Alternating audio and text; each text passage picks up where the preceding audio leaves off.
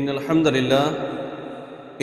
لله نحمده ونستعينه ونستغفره ونعوذ بالله من شرور أنفسنا ومن سيئات أعمالنا من يهده الله فلا مضل له ومن يضلل فلا هادي له أشهد أن لا إله إلا الله وحده لا شريك له وأشهد أن محمدا عبده ورسوله أعوذ بالله السميع العليم من الشيطان الرجيم يا أيها الذين آمنوا اتقوا الله حق تقاته ولا تموتن إلا وأنتم مسلمون يا أيها الناس اتقوا ربكم الذي خلقكم من نفس واحدة وخلق منها زوجها وبث منهما رجالا كثيرا ونساء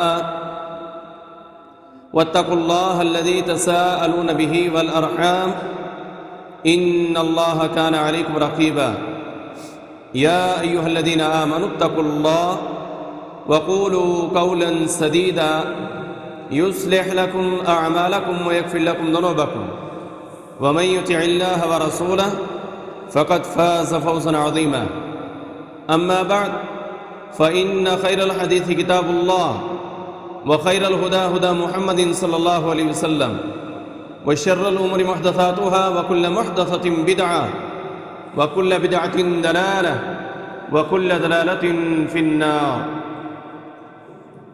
أعوذ بالله السميع العليم من الشيطان الرجيم قال الله تبارك وتعالى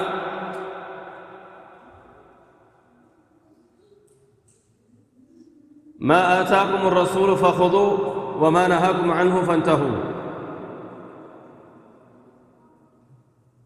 حمد و ثنا تعریفات تحمیدات تمجیدات تسبیحات کبریائی بزرگی بڑائی اللہ ملک العلام ذو الجلال والاکرام کی ذات اقدس کے لیے خاص ہیں، جو کل کائنات کا خالق، مالک، رازق، مشکل کشا، حاجت روا، روزی رسا، بیگنی بنانے والا، یخلق ما یشاء، جو چاہتا ہے پیدا کرتا ہے، یہب لمن یشاء اناثا، وہ مالک الملک جسے چاہتا ہے بیٹیاں عطا کرتا ہے، وَيَهَبُ لِمَن يَشَاءُ الذُّكُورَ، وہ مالک الملک جسے چاہتا ہے بیٹے عطا کرتا ہے، أَوْ يُزَوِّجُهُمْ ذُكْرَانًا وَإِنَاثًا، وہ مالک الملک جسے چاہتا ہے بیٹے اور بیٹیاں عطا کرتا ہے، وَيَجْعَلُ مَن يَشَاءُ عَقِيمًا، وہ مالک الملک جو دینے پر قادر ہے، کسی کو کچھ بھی نہ دے، بانچ کر دے، اسے کوئی پوچھنے والا نہیں۔ بے شمار درود و سلام امام الانبیاء، امام الرسل، خاتم الانبیاء، خاتم الرسل، امام القبلتین، سید الثقلین، جد الحسنین، امام الہدا، خیر الورا، بدر الدجا، شمس الضحیٰ، آپ کی اور میرے رہبر، رہنما، پیشوا، مقتدا جناب محمد رسول اللہ صلی اللہ علیہ وآلہ وصحبہ وسلم کے لیے۔ عزیزان گرامی، گزشتہ خطبہ جمعۃ المبارک میں اور اس سے پیوستہ میں بھی اللہ کے نبی صلی اللہ علیہ وسلم کا دیا ہوا خطبہ جو آپ علیہ السلام جمعہ کے دن ارشاد فرمایا کرتے تھے، یا نکاح کے موقع پر جو آپ خطبہ دیتے تھے، اس حوالے سے ہماری بات چل رہی ہے۔ آج بھی انشاءاللہ رسول اللہ صلی اللہ علیہ وسلم کی بیان کردہ کلمات، ان کا ترجمہ، مطلب، مفہوم، یہ انشاءاللہ میں بیان کروں گا۔ اللہ ذو الجلال سے دعا ہے اللہ ذو الجلال قرآن اور حدیث کے مطابق بیان کرنے کی اور ہم تمام احباب کو عمل کرنے کی توفیق عطا فرمائے۔ نبی علیہ السلام خطبے کا آغاز ان الحمدللہ سے کرتے تھے، اور جمعہ کے اندر الحمدللہ اس کے اوپر بحث ہو چکی ہے۔ نحمدہ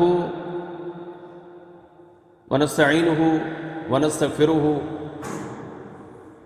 ان تین کلمات کے اوپر بھی الحمدللہ ہم نے بات کی ہے۔ اللہ ہمیں اپنی تعریف کرنے کی اور ہمیں اپنے گناہوں کی معافی مانگنے کی توفیق عطا فرمائے۔ رسول اللہ صلی اللہ علیہ وسلم جہاں پر اس بات کا اقرار کرتے تھے کہ اللہ ہم تیری تعریف کرتے ہیں، تجھ سے مدد مانگتے ہیں اور تیرے سامنے استغفار کرتے ہیں، اپنے گناہوں کی معافی کو مانگتے ہیں، معافی کے طلبگار ہیں، اس کے ساتھ ہی اللہ کے نبی صلی اللہ علیہ وسلم کچھ چیزوں سے پناہ بھی مانگا کرتے تھے کہ اللہ ہم ان کاموں سے تیری پناہ کے اندر آتے ہیں تو ہماری حفاظت فرما لے۔ وہ کلمات وَنَعُوذُ بِاللَّهِ مِن شُرُورِ أَنفُسِنَا وَمِن سَيِّئَاتِ أَعْمَالِنَا، رسول اللہ صلی اللہ علیہ وسلم نے دو چیزوں کا اس میں ذکر کیا ہے کہ اللہ ہم تیری پناہ میں آتے ہیں تو ہماری حفاظت فرما، من شرور انفسنا، ہمارے اپنے نفسوں کے شر سے، ومن سیئات اعمالنا، اور ہمارے جو برے اعمال ہیں ان سے بھی اللہ ہم تیری پناہ کے اندر آتے ہیں۔ نفس کا شر، نفس ہمارا جو جسم ہے، ہماری جو جان ہے، ہم خود ہیں بذات خود، اس نفس کے اندر شر پایا جاتا ہے، اس نفس کے اندر شر جو ہے پایا جاتا ہے، یعنی برائی پائی جاتی ہے، نفس کی برائی۔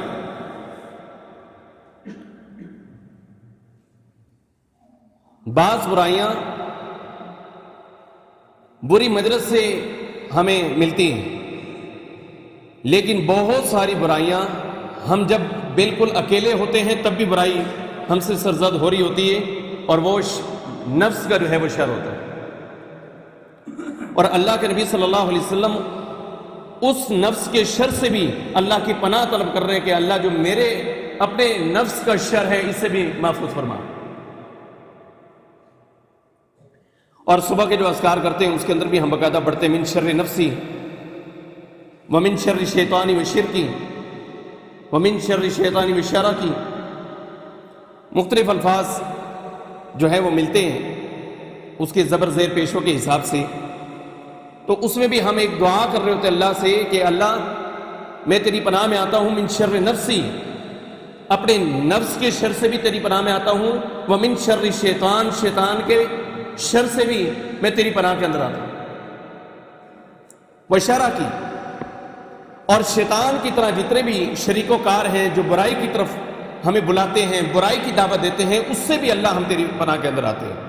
یہ ہم صبح کے اذکار کے اندر یہ دعا باقاعدہ پڑھتے ہیں۔ ہر نفس کے اندر شر پایا جاتا ہے، میرا نفس ہے اس کے اندر شر پایا جاتا ہے، آپ کا نفس ہے آپ کے اندر شر پایا جاتا ہے، اور اس نفس کو پھر ہم نے اپنے اس شر سے بھی بچانا ہے، یعنی کہ خود ہم شر کو جو ہے وہ پیدا کر رہے ہوتے ہیں اپنے آپ سے۔ تو انسان کو یہ سبق دیا گیا ہے کہ جہاں دوسرے کے شر سے بچنا ہے اپنے بھی شر سے جو ہے محفوظ رہیں۔ ہم اکیلے بیٹھے ہوتے ہیں اور پلاننگ ہو رہی ہوتی، قتل کر دوں، مار دوں، زنا کر لوں، بدکاری کر لوں، شراب پی لوں، جوا کھیل لوں، میں یہ کام بھی کر لوں، میں یہ کام بھی کر لوں، یہ ہمارے نفس کا شر ہے۔ اور جب ہم علیحدگی اختیار کرتے ہیں، جب خلوت نشینی اختیار کرتے ہیں، جب ہم بالکل سیپریٹ ماحول کے اندر ہوتے ہیں، اکیلے ہوتے ہیں، تو تب بھی یہ چیزیں ہمارے اندر سے جو ہے وہ پیدا ہو رہی ہوتی ہیں۔ اور پھر جب ہم فارغ ہوتے ہیں اس وقت میں بالخصوص یہ چیزیں جو ہے پیدا ہوتی ہیں۔ اور یاد رکھیں کہ جو فراغت ہے یہ اللہ کی بہت بڑی نعمت ہے، یہ جو علیحدہ پن ہے یہ اللہ کی بہت بڑی نعمت ہے کہ اس نے آپ کو ٹائم مہیا کیا ہوا ہے۔ اور اللہ کے نبی صلی اللہ علیہ وسلم کی حدیث ہے، نعمتان مغبون فیہما کثیر من الناس، الصحہ والفراغ، کہ دو نعمتیں اللہ کی ایسی ہیں کہ ہر بندہ ہی دھوکے کا شکار ہے ان دونوں کے متعلق۔ دھوکے میں وہ ان کی قدر و قیمت کو نہیں جانتا، اور فرمایا کثیر من الناس، اکثر لوگ، تھوڑے لوگوں کی بات نہیں، اکثر لوگ جو ہیں کثیر من الناس اکثریت جو ہے وہ ان باتوں کا شکار ہے کہ انہیں ان دو نعمتوں کی قدردانی نہیں ہے۔ وہ نعمتیں کیا ہیں؟ الصحت والفراغ، ایک تندرستی ہے، صحت ہے، اور ایک فارغ وقت ہے۔ جب انسان فارغ ہوتا ہے تو پھر اس میں وہ پلاننگیں کرتا ہے، اور پلاننگ جو ہے وہ شر نفس ہے۔ جو پلاننگ ہے وہ نفس کا شر ہے۔ ہم بیٹھ کے سوچ رہے ہوتے ہیں، اچھے بھلے حالات چل رہے ہوتے ہیں، لیکن ہم اکیلے بیٹھ کے سوچتے ہیں کہ نہیں، یہ کام ٹھیک نہیں ہو رہا، یوں ہی یہ بندہ اس طرح سے کر رہا ہے، یہ کیوں کر رہا ہے؟ کیا ایسا ہوتا ہے کہ نہیں ہوتا؟ ہمارے ذہنوں میں یہ پلاننگیں چل رہی ہوتی ہیں۔ ہمارا پڑوسی کار لے آئی، یہ کہاں سے لے کر آ گیا؟ یہ کل تک کرائے پہ رہتا تھا، آج اس نے اپنا مکان لے لیا۔ یہ شر نفس ہے، یہ نفس کا شر ہے، اور اس سے اللہ کے نبی صلی اللہ علیہ وسلم باقاعدہ خطبے میں اللہ کو کہہ رہے وَنَعُوذُ بِاللَّهِ مِن شُرُورِ أَنفُسِنَا، اللہ جو میرے اپنے نفس کا شر ہے میں اس سے بھی تیری پناہ کے اندر آتا ہوں۔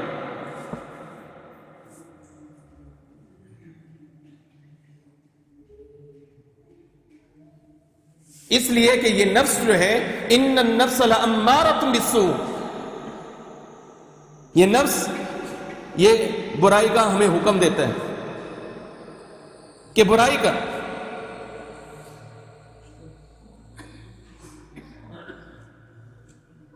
یہ ہمیں حکم دیتا ہے بدکاری کر، یہ ہمیں حکم دیتے ہیں کہ آپ غیبت کر، یہ نفس ہمیں حکم دیتے ہیں کہ اس بندے کا قتل کر ڈال، یہ نفس ہمیں حکم دیتے ہیں کہ فلاں کے ساتھ اس طریقے سے زیادتی کر۔ ان النفس لامارۃ بالسوء، اس نفس سے بہتر نفس ہے نفس لوامہ، کہ وہ آپ کو ملامت کرتا ہے۔ جب وہ ملامت کرتا ہے تو پھر آپ سیدھے راستے پر آنے کی کوشش کرتے ہیں، اور جب سیدھے راستے پر آتے ہیں تو پھر اللہ فرماتے ہیں یا ایتھا النفس المطمئنہ،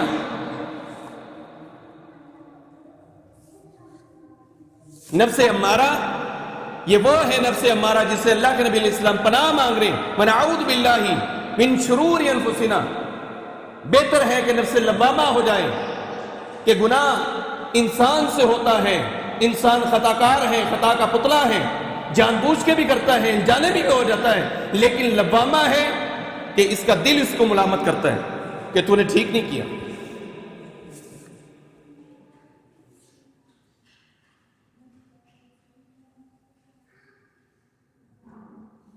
ہمارا نفس کہہ رہا ہوتا ہے کہ تو جھوٹ بول رہے ہیں، ہمارا نفس ہمیں کہہ رہے ہیں۔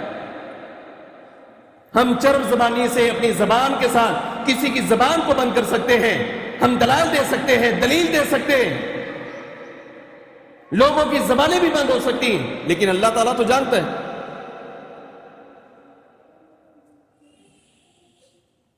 اور پھر اللہ تعالیٰ کے جاننے کے بعد اس انسان کا اپنا ایک دل ہے، وہ نفس ہے جو اسے ملامت کر رہا ہے، اور وہ کہتا ہے کہ تو نے جھوٹ بولا تھا۔ خود انسان کو شرم آ رہی ہوتی ہے، اور جس کو نہیں آتی وہ سمجھ رہے کہ میرے اندر ایمان کی رتی نہیں ہے۔ کچھ لوگ بالکل بے شرم ہوتے ہیں، جھوٹ بھی بولتے ہیں، غلط بات بھی کرتے ہیں، اور ان کا نفس انہیں ملامت بھی نہیں کر رہا ہوتا۔ یہ نفس سب سے خطرناک نفس ہے کہ جو اسے ملامت نہیں کر رہا۔ اس سے اچھا نفس وہ نفس ہے جو نفس لوامہ ہے، ملامت کر رہا ہے آپ کو، وہ کہتا ہے یہ کام ٹھیک نہیں تھا۔ اور اس سے بھی اچھا نفس ہے کہ ہم مرنے کے بعد اللہ کے ہاں پیش ہوں تو اللہ فرمائے یا ایتھا النفس المطمئنہ ارجعی الی ربک راضیۃ مرضیہ فادخلی فی عبادی وادخلی جنتی۔ یہ نفس سب سے بہترین نفس ہے۔ تو جو ہمارا نفس ہے یہ ہمیں برائی کا کہہ رہا ہے۔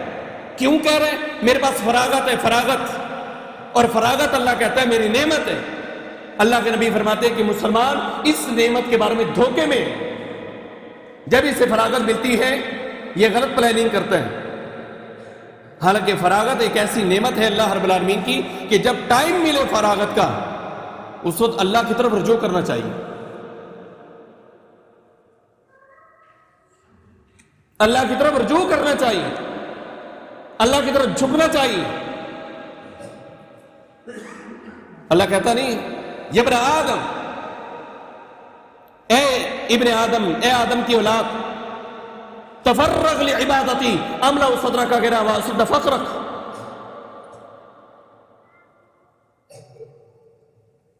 تو اکیلا بیٹھ کے یہ سوچ رہے ہیں کہ میرا پڑوسی فلاں لے آیا، میرا پڑوسی فلاں چیز لے کر آ گیا، رشتہ دار کے پاس یہ چیز کیسے آ گئی، ماموں کا بیٹا تھا کل تک بھوکا مرتا تھا، آج دبئی کا اس نے ٹکٹ خرید لیا، آج یہ پاکستان میں دھکے کھاتا تھا، کل یہ لنڈن میں پہنچ گیا۔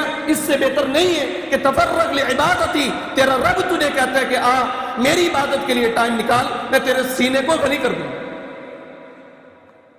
ایسے ہی بیٹھ کے پلاننگ کر رہا ہے دوسرے کے بارے میں، میرے لیے ٹائم نکال، تفرغ لعبادتی املا صدرک غنا واسد فقرک۔ اگر تیری فقیرے کے دروازے نہ بند کیے تو پھر اللہ کو اللہ کس نے کہہ رہے ہیں؟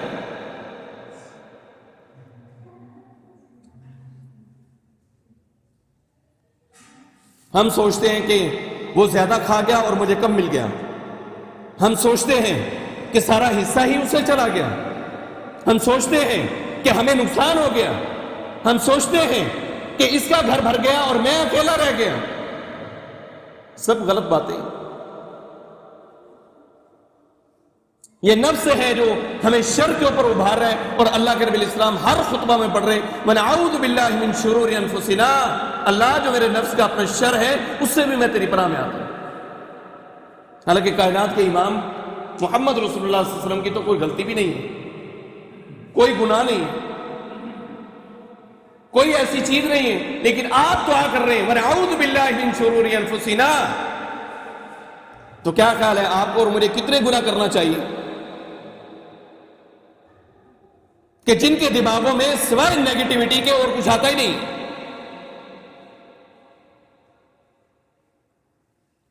نہ ہمیں کسی کا پہنا ہوا برداشت ہے، نہ کسی کے جوتے ہمیں برداشت ہیں، نہ ہمیں کسی کا لباس برداشت ہے، نہ کسی کا رہن سہن ہمیں برداشت ہے، کچھ بھی برداشت نہیں۔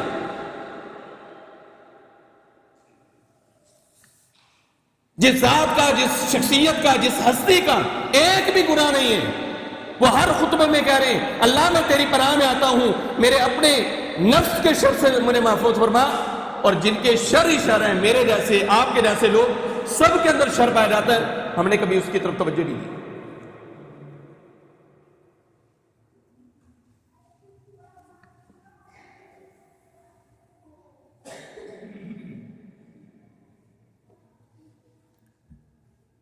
وَسَيِّئَاتِ أَعْمَالِنَا، اور پھر اللہ کے نبی علیہ السلام نفس کے شر کے ساتھ ساتھ جہاں اس کی حفاظت کی دعا کر رہے کہ اللہ مجھے اس سے محفوظ فرما لے، بچا لے، اور ساتھ ہی فرما رہے کہ سیئات اعمال، برے اعمال، اللہ اس سے بھی میں تیری پناہ کے اندر آتا ہوں۔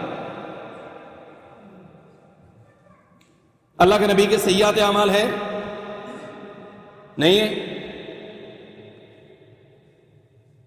اللہ کے نبی علیہ السلام کے جتنے بھی اعمال ہیں سارے حسنات کے اوپر ہیں۔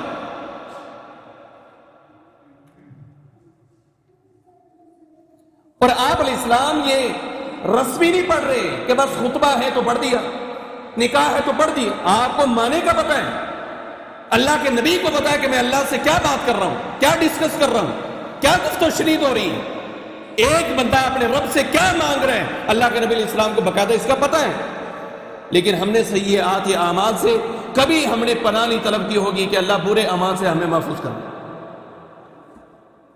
الا ماشاء اللہ۔ اللہ کے نبی علیہ السلام کر رہے ہیں وَمِن سیئات اعمالنا، اللہ جو ہمارے اعمال ہیں اور وہ اعمال بھی سیئہ ہیں، برائی والے عمل ہیں، اے اللہ اس سے بھی ہم تیری پناہ کے اندر آتے ہیں۔ اور ہم برائی کرتے بھی ہیں اور برائی کو برائی بھی نہیں سمجھتے۔ بدبخت ہے انسان جو برائی کرتے ہیں اور پھر اسے برائی سمجھتا بھی نہیں ہے، اور وہ یہ سمجھتا ہے کأنہ ذباب علی انفی، جس طرح سے مکھی اس کے ناک کے اوپر بیٹھی ہے، ہاتھ ہلایا اور اڑ گئی۔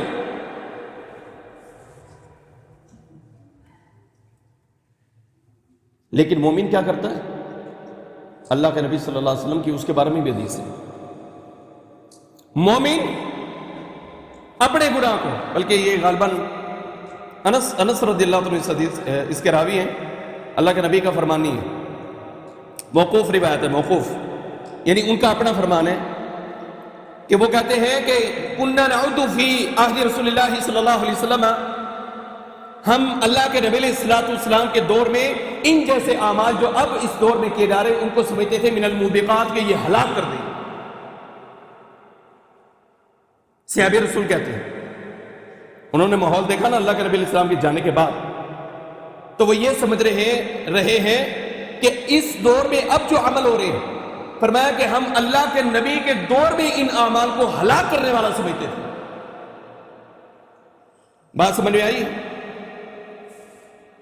جو دور گزر رہا ہے اس میں جو اعمال ہو رہے تھے ان کو دیکھنے کے بعد وہ کہتے ہیں کہ ان اعمال کو اللہ کے نبی کے دور میں ہم ہلاک والا سمجھتے تھے، یعنی اللہ کے نبی علیہ السلام کے دور میں جو اعمال ہلاک کرنے والے تھے تو اب اللہ کے نبی گزر چکے ہیں، ابو بکر صدیق رضی اللہ عنہ گزر چکے ہیں، عمر بن خطاب رضی اللہ عنہ گزر چکے ہیں، خلفائے اربعہ گزر چکے ہیں۔ انس بن مالک رضی اللہ عنہ فرماتے ہیں کہ ہم اب دیکھ رہے ہیں کہ ان اعمال کی اب جناب کتنی حیثیت ہوگی، یہ تو تباہ و برباد کر کے رکھ دیں گے۔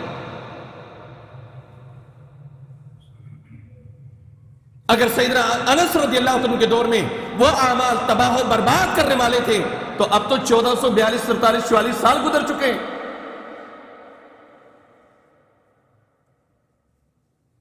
اور ہم سمجھتے ہیں کہ ہمارا گناہ کیا ہوا ایسا ہے جیسے ناک کے اوپر مکھی بیٹھی اور ہاتھ ہلایا اور اڑا دی۔ اور پھر فرماتے ہیں کہ لیکن مومن اس طرح نہیں سمجھتا تھا، مومن یہ سمجھتا تھا كأنه قاعد تحت الجبل ان المؤمن یرا ذنبہ یرا ذنوبہ، بے شک مومن جو ہے وہ اپنے گناہوں کو یوں دیکھتا ہے كأنه قاعد تحت الجبل، کہ وہ پہاڑ کے نیچے بیٹھا ہے اور قریب ہے کہ ابھی پہاڑ اس کے اوپر گرے اور وہ بندہ ریزہ ریزہ ہو جائے۔ وہ اپنے گناہوں کو اپنے لیے پہاڑ سمجھتے تھے، اور ہم اپنے گناہوں کو یوں سمجھتے ہیں جس طرح ناک کے اوپر مکھی بیٹھی۔ اور یہ کیفیت کب کی ہے؟ 100 سال کے اندر اندر کی، 100 سال کے اندر اندر کی کیفیت ہے اللہ کے نبی علیہ السلام کے دور سے۔ تقریباً 109 سال ان کی لگ بھگ جو ہے عمر تھی سیدنا انس رضی اللہ عنہ کی۔ 100 سال کے اندر اندر کی یہ کیفیت ہے کہ وہ یہ سمجھ رہے کہ ہم گناہوں کو پہاڑ سمجھتے ہیں، لیکن یہ لوگ نہیں سمجھ رہے آج 1444 سال 43 سال گزر چکے، بتلاؤ اب کیا کیفیت ہوگی گناہوں کی؟ لیکن ہم ان کو کچھ بھی نہیں سمجھتے، برائی کرتے جا رہے ہیں۔ اور خلوت میں سب سے برائی کا موقع اس وقت جو مل رہا ہے وہ خلوت کے اندر مل رہا ہے۔ اکیلے ہیں، اکیلے کی برائی، موبائل ہاتھ میں ہے جو مرضی کر لو۔ خلوت کی برائی،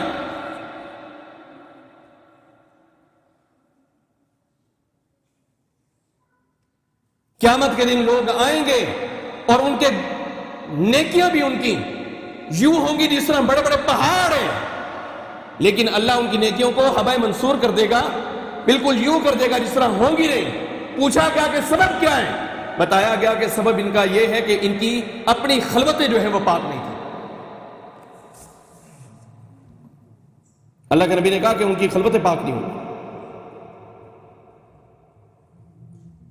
اب تو ہم جلوت میں بھی برائی اور خلوت میں تو اس سے بھی زیادہ برائی، ظاہری بھی برائی۔ ظاہری کتنی چیزیں ہیں ہمارے پاس، تکبر ہم بڑا کرتے ہیں، حسد ہم بڑا کرتے ہیں، یہ ظاہری چیزیں ہیں۔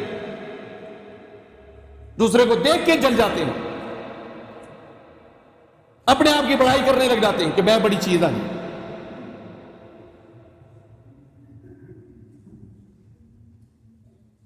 تکبر ہے کیا؟ بطر الحق وغمت الناس۔ بندہ کبھی اپنے گربان میں ذرا جھانکے اور سوچے دیکھے کہ کیا یہ برائی میرے اندر تو نہیں پائی جاتی؟ اور پہچاننے کے بہترین طریقے اللہ کے نبی علیہ السلام خود ہی بتا گئے۔ ایک بطر الحق، آپ اپنی آنکھوں سے دیکھ رہے ہیں کہ یہ بندہ حق پر ہے، اس کے باوجود آپ تسلیم نہیں کرتے. آپ یہ سمجھتے ہیں کہ یہ بات حق کر رہے ہیں، لیکن آپ اس کی بات کا رد کر دیتے ہیں. وہ غمت الناس اور جو انسانوں کا درجہ ہے آپ اسے وہاں پر رکھتے ہی نہیں، اسے انسان ہی نہیں سمجھتے. یہ فرمایا یہ تکبر ہے، یہ کبر ہے، یہ جلوت کی برائی ہے اور عام ہے ہمارے اندر. میں ذرا بہترین قسم کی لگژری قسم کی گاڑی سے اترتا ہوں اور میں سائیکل والے کو یوں سمجھتا ہوں کہ یہ کیڑا مکوڑا ہے، اسے میں انسانیت کا درجہ بھی نہیں دے رہا. غمت الناس. اور چونکہ میں پنڈ کا چودھری ہوں، میں علاقے کا نمبردار ہوں، میں علاقے کا فلاں ہوں، بطر الحق، اور غریب آدمی ہے لیکن حق کے اوپر ہے، میں اس کا انکار کر دیتا ہوں. یہ تکبر ہے. اللہ کے نبی نے فرمایا یہ تکبر ہے، یہ جلوت کی برائی ہے. خلوت کی برائیاں، موبائل شریف وہ ہم سب کے گھر کے اندر ہے، سب کے پاس ہے، سب کے اپنے ہاتھوں میں ہے، ہر ایک کی چارپائی کے اندر اور گرم بستروں کے اندر. بالکل وہ خلوت کی برائی وہ ہمیں مسلسل لے کے ڈوب رہی ہے. نمازیں، روزے، زکاتیں، حج، عمرے، یہ ساری عبادات اللہ کے نبی نے فرمایا پہاڑوں کی طرح لے کر آئے گا.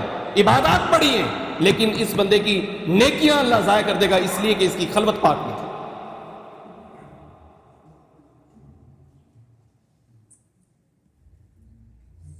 سیئات یا اعمال، کبھی سوچا ہے کہ جو میں عمل کر رہا ہوں یہ حسنات ہے کہ سیئات ہیں؟ اللہ کے ہاں کیا لکھا جا رہا ہے؟ سیئات لکھا جا رہا ہے کہ حسنات لکھا جا رہا ہے؟ ہم توجہ نہیں کرتے. جھوٹ بولنا تو ہمارے لیے یوں ہے جس طرح سے کوئی عام سی چیز ہے، ٹافی کھولی اور اسے منہ میں رکھا اور رگڑ گئے، یہ جھوٹ ہے. بات کو گھمانا ہم اسے اپنی سمجھداری سمجھتے ہیں. بات کو گھمانا کہ بات میں نے گھما لی اس بندے کے سامنے، سمجھتے ہیں کہ ہم بڑے فلاسفر ہیں، ہم بڑے سمجھدار ہیں. جھوٹ کو ہم نے اپنی سمجھداری قرار دیا ہوا ہے. کسی کو آلو لگانے کو ہم نے اپنی ڈگری جو ہم نے MBA کر کے لی تھی نا، اس میں طریقے بتائے تھے کہ اس طریقے سے کسی کو چونا لگایا جا سکتا ہے، تاجروں کو، دکانداروں کو، ان کو بھی اور ان کو بھی اکاؤنٹ کا کام اس طریقے سے ہوگا. ہم اس کو اپنی ڈگری قرار دیتے ہیں. کیا ہے کہ کسی کو آلو لگا رہے ہیں.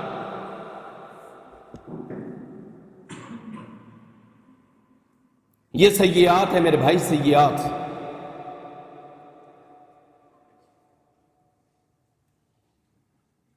کتنی بے شمار اس طرح کی برائیاں جو ہیں وہ ہمارے اندر پائی جاتی ہیں اور ہم ان کو بالکل ہلکا سا سمجھتے ہیں.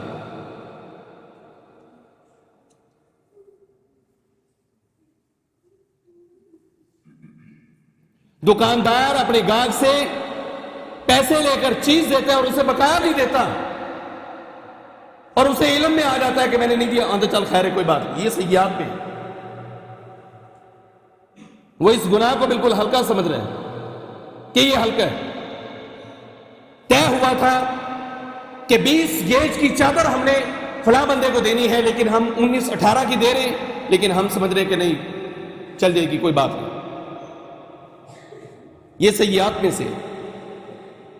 اور اللہ کے نبی علیہ السلام پناہ مانگ رہے ونعوذ باللہ من شرور انفسنا ومن سیئات اعمالنا. آپ نے اور میں نے بھی کبھی مانگا، کبھی سوچا کہ سچ کی کتنی برکت ہوتی ہے؟ یا اس وقت سوچ آتی ہے جب اب ایک اپنی مسجد کے عالم دین سے، پروفیسر سے آ کے پھر مشورہ کرتے کہ کاروبار بہت وسیع تھا، بہت بڑا تھا، اچانک سے دھڑام کر کے میں نیچے گرا ہوں، میرے پاس کھڑے ہونے کی بھی طاقت نہیں. اسباب کیا ہے؟ اسباب یہی تھا کہ تو 2 نمبری کرتا رہا اور تو نے اسے شمار ہی نہیں کیا.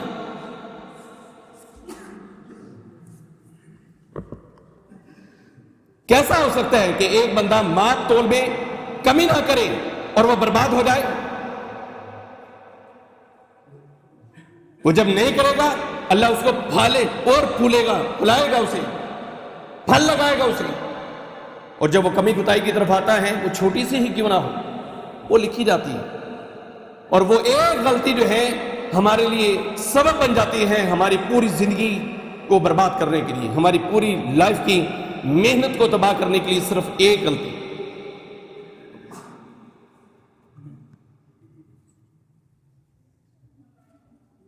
پھل لینے کے لیے آپ جاتے ہیں، پھل لینے کے لیے شاپروں کے اندر پہلے ہی گلا سڑا پھل جو ہے ریڑی والے سے لے کر بڑے اسٹینڈرڈ کی دکاندار نے بھی ڈال کے رکھا ہوتا ہے، اور آپ اپنے ہاتھ سے بھی چیزیں ڈال رہے ہوتے ہیں، مال بھی تل جاتا ہے، آپ کے آنکھوں کے سامنے تلتا ہے، لیکن جب شاپر دیا جاتا ہے تو وہ تبدیل ہوتا ہے۔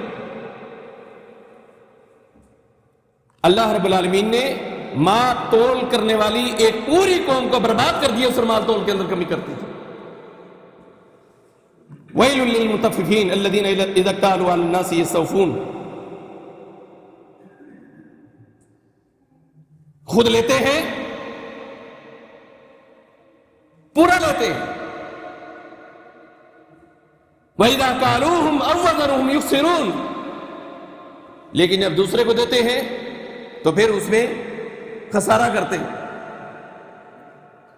یہاں سے مجھے یہ بات سمجھ میں آتی ہے کہ تھوک کا دکاندار جو ہے وہ ذمہ دار کو جا کر چونا لگاتا ہے کہ پورا اور اس سے بھی زیادہ لینے کی کوشش کرتا ہے۔ تھوک والا جب سامان دیتا ہے تو پرچون والا اس سے زیادہ ڈلوانے کی کوشش کرتا ہے، لیکن چونا سارے لگا رہے ہوتے ہیں، اور جو یہ ہے پرچون والا یہ سامان پورا نہیں دیتا۔ کیوں؟ یہ لے کر آیا ہے وَيْلٌ لِّلْمُطَفِّفِينَ الَّذِينَ إِذَا اكْتَالُوا عَلَى النَّاسِ يَسْتَوْفُونَ، دوسروں سے پورا لے رہے ہیں۔ یا اس کا ایک معنی بھی یہ ہو رہا ہے کہ 100 روپے کلو سیب ہے، آپ نے 1 کلو لینے تھے اور اس میں 1000 کے جی جو ہے وہ ہوتا ہے کلو گرام، 1000 کلو گرام، لیکن آپ 100 روپے بھی دے رہے ہیں، آپ کو 800 گرام مل رہا ہے۔ پیسے آپ نے پورے لے لیے لیکن چیز پوری نہیں دی۔ جو کوالٹی آپ نے دکھائی تھی، روپیہ آپ نے اس کا لیا ہے، لیکن جب آپ نے آرڈر شپ کر دیا، بھیج دیا، آگے چلا گیا، جب وہاں پر پہنچا کھولا تو وہ نکلا ہی نہیں۔ آج دیکھیے دراز پہ کیا ہو رہا ہے، علی ایکسپریس پہ کیا ہو رہا ہے، یہ جتنے بھی اس طرح کی اپلیکیشنیں ہم استعمال کرتے ہیں اور گھروں میں آن لائن آرڈر کرواتے ہیں، جو چیز منگواتے ہیں وہ نکلتی نہیں، اور ہم اسے سمجھتے ہیں کہ یہ کوئی ایسا معاملہ نہیں، یہ سیئات اعمال ہے، اور تیری چھوٹی سی غلطی تجھے تباہ و برباد کر کے رکھ دی۔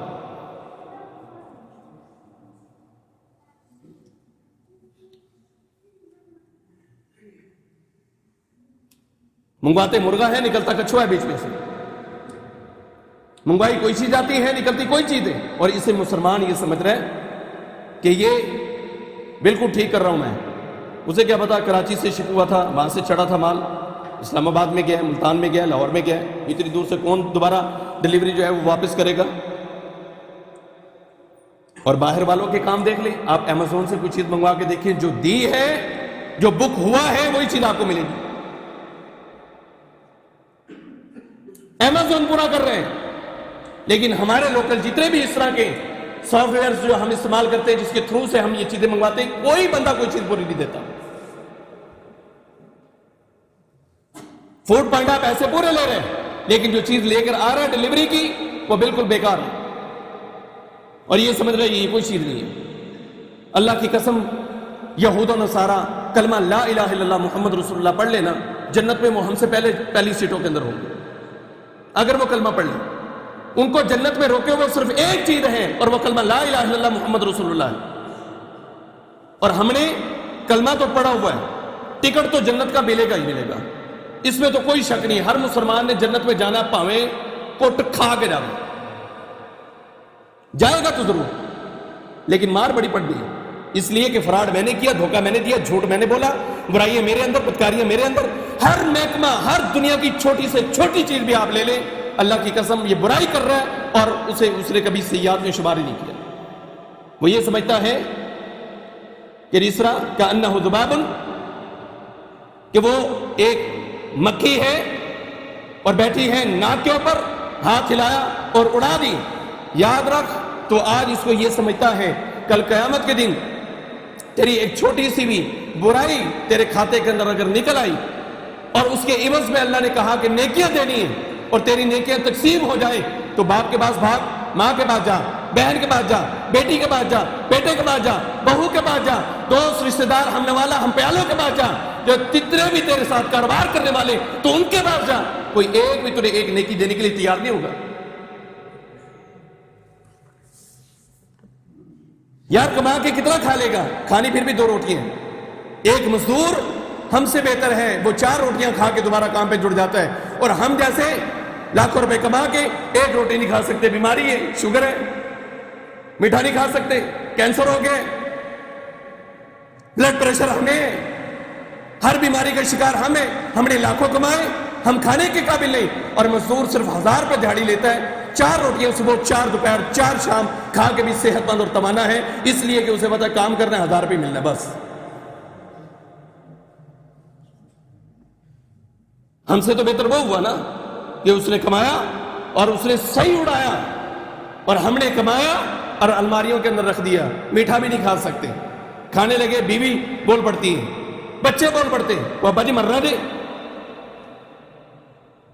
سیویاں کھان لگے مرنا دے، تسی روک دیتے ہیں، بھائی کیا کریں؟ لہذا مادیت جو ہے، مادہ چیزیں ہیں، ان کو چھوڑیں، اللہ کی طرف رجوع کریں، جو آپ کے نصیب میں لکھا ہے آپ اسی کو حاصل کریں، تلاش کریں، اور اسی کو استعمال کریں اور اسی کو کھائیں، زندگی گزاریں، اپنی ضرورت کو پوری کریں۔ خواہشات تو بڑے بڑے بادشاہوں کی بھی پوری نہیں ہوتی، ضرورت کو پورا کریں، مسلمان بھی وہی ہے۔ اور آپ کو شاید یاد ہو کہ میں نے تقویٰ کی تعریف کی تھی کہ تقویٰ کیا ہے۔ ہم سارے متقی ہیں، ویسے تو الحمدللہ سارے متقی ہیں، میرے سے میں جسے بھی پوچھ رہا ہوں کہتا ہے مجھ سے زیادہ متقی کوئی نہیں ہے۔ تقویٰ اصل میں کیا ہے؟ گناہوں سے بچنا اور حلال کو بقدر ضرورت استعمال کرنا، یہ تقویٰ، ضرورت کے مطابق حلال کو بھی استعمال کرنا، یہ تقویٰ ہے۔ اب بندہ اس تعریف کو دیکھنے کے بعد اپنے اندر خود جھانک کے دیکھ لے کہ اب میں کتنا متقی ہوں۔ لوگوں کے سامنے تو متقی ہے ہی نا، وہ تو سارے بنے ہوئے ہیں، لیکن اب کتنا میں متقی ہوں؟ خواہشات کے پیچھے میں دوسرے کا پیٹ کاٹ دیتا ہوں، خواہشات کے پیچھے ایک نفس جو ہے ایک خاتون کا پیٹ پھاڑ دیتی ہے، صرف اس لیے کہ اس کی اپنی خواہشات ہیں۔ اس کے بیٹے نے آج یہ چیز مانگی تھی، اس کی اولاد نے یہ مانگا ہے، اس نے اپنی بچی کی فیس بھرنی ہے، اس نے یہ نہیں دیکھا کہ یہ نارمل ڈیلیوری بھی ہو سکتی، اس نے پیٹ چاک کیا اور چیر پھاڑ کے وہ پھینکا۔ کیا کر لو گے؟ کتنا جی لو گے اور کتنا کھا لو گے؟ اللہ کو بھی تو آخر جواب دینا ہے نا۔